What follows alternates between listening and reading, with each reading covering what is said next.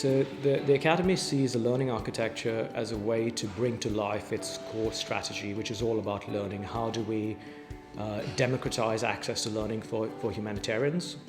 We've got two variables here. We want to take learning to scale. We want as many humanitarians who need it at the front lines accessing learning. At the same time, we want engagement. We want learners engaging not just with the materials and the content, but with each other as well.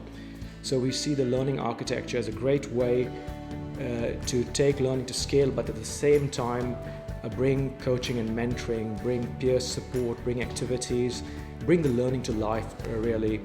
And we've done this by engaging Sea Salt Learning, who's a partner, who's worked with a number of private sector partners, academia, and they bring quite a fresh perspective to how we look at scaffolded learning, how we look at social learning, and really use this as a tool to bring learning to life and help those who are designing learning within the humanitarian space and provide this as a tool to them.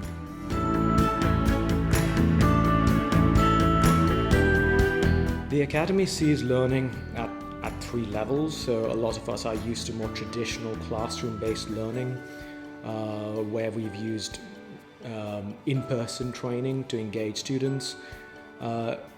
More recently, we've seen self-guided learning, online learning, where people engage with learning by themselves.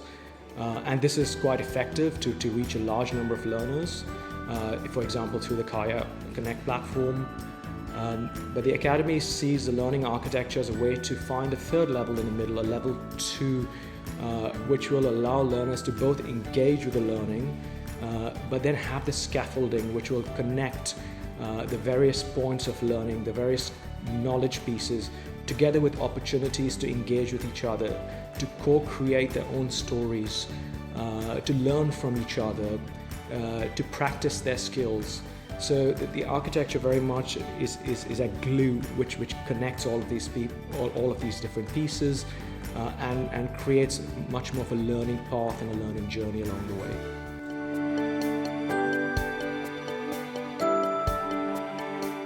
Learning is really critical for the humanitarian sector. The humanitarian sector faces a number of challenges. The first one of them is the scale of disasters and the need for highly trained people to respond to these disasters. And the types of needs and the types of learning requirements are quite diverse. Everything from protecting children in emergencies to leadership and innovation. So how do we then take all of this sort of learning and make it accessible for humanitarians? Simply putting it on an online platform and getting people to access these learning resources may not be enough, but also running the types of simulation activities which we've gotten used to in the humanitarian space, while very effective, may not always be scalable.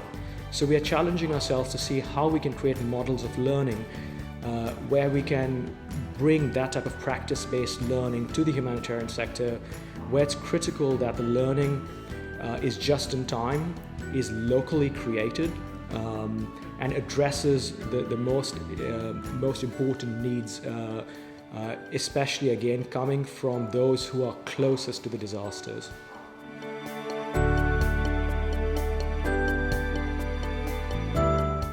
The Academy sees its role very much as a connector, as a platform.